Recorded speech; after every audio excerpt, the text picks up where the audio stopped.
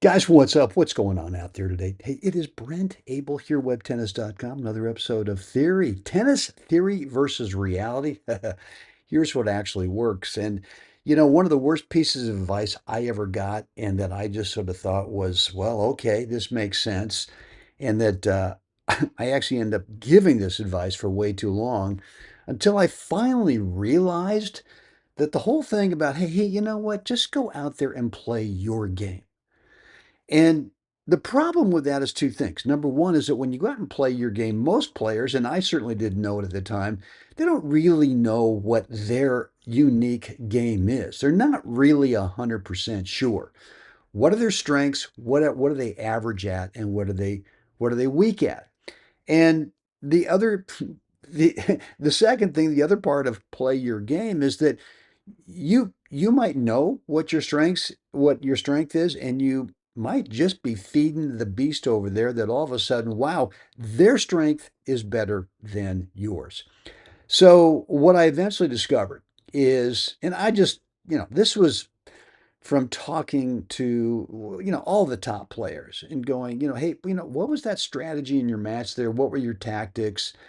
And the message I got in general was three things. Number one, probe.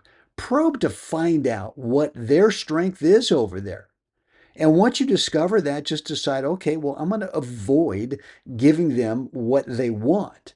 And then number two, go ahead and find out what their average is and what their maybe they've got a weakness. And a weakness could be a shot, could be a forehand, could be a backhand, whatever. Maybe it's movement, maybe it's fitness, right? But whatever they're average at or they're weak at, just exploit it. Just give them a steady diet of it. And when you do this, now all of a sudden you create a really narrow shot choice clarity. I'm not going to give them that one thing they want. And instead, I'm going to give them what they don't want.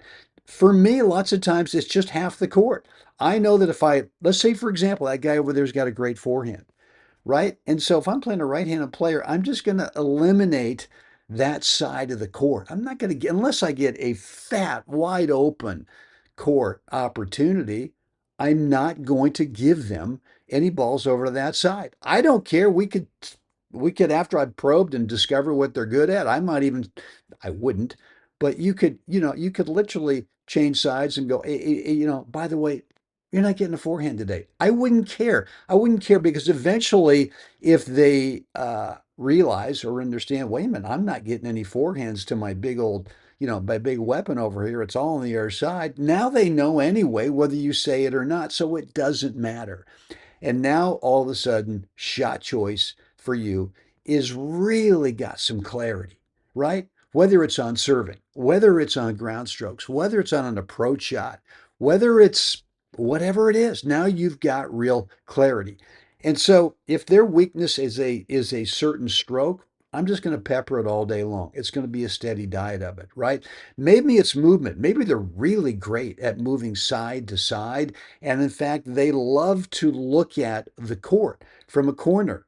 That's where they feel the most comfortable geometrically, right? Is being able to either go right up the line or have a nice severe angle cross court. I'm not going to give them that, right? I'm going to play balls right down the middle. I know they're going to touch the ball anyway. Even if I go from side to side, they're going to touch it. So the chances of hitting an outright winner aren't really there, certainly consistently. I'm going to play it right up the middle and challenge their footwork there. Are they not as good getting out of the way of an incoming ball as they are moving from side to side? Okay, maybe you can look over there and the guy's carrying around an extra 15, 20, 25 pounds. Okay, bro, we're going to go ahead and we're going to stay out here for a while today. We're going to see how long you last. And I played a lot of players. Maybe they used to play in the tour. Maybe they were great college players. The strokes are gorgeous, but you can tell over the last whatever X years or decades, haven't really thought too much about that fitness thing. And they might win the first set. They might even go up a break in the second, but I'm going to keep them out there for as long as I can. And I've won a lot of matches being down a set and a break, and all of a sudden you can see over there huffing and puffing after a long point, hands on the knees, and they're just kind of going, "Oh, this sucks. I can see what's coming." And so I've won a lot of matches getting back, making a dogfight out of it in the second set, and then just breezing through the third set.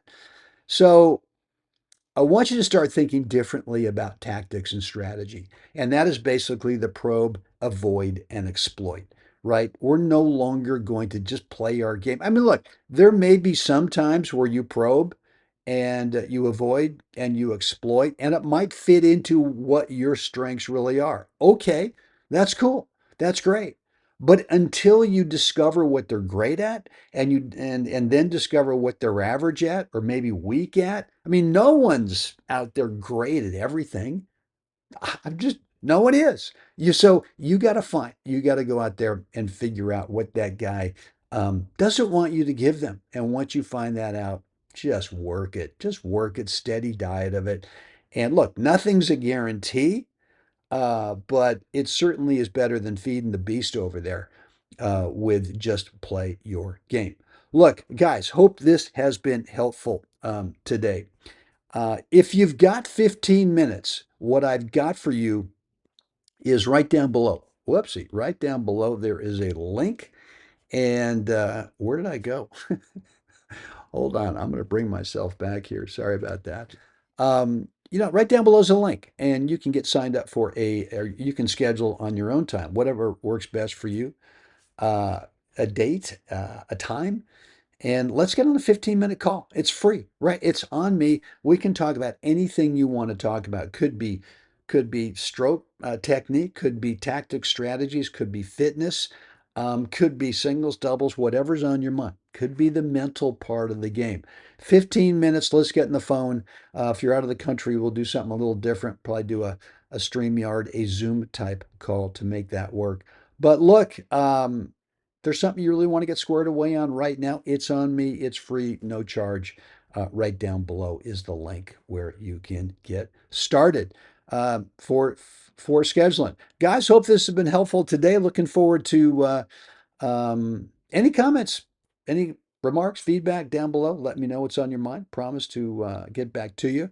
And as always, it's now, right? It's time. We got to get out there. We got to help someone else. Have a great day, guys. I will see you again next time.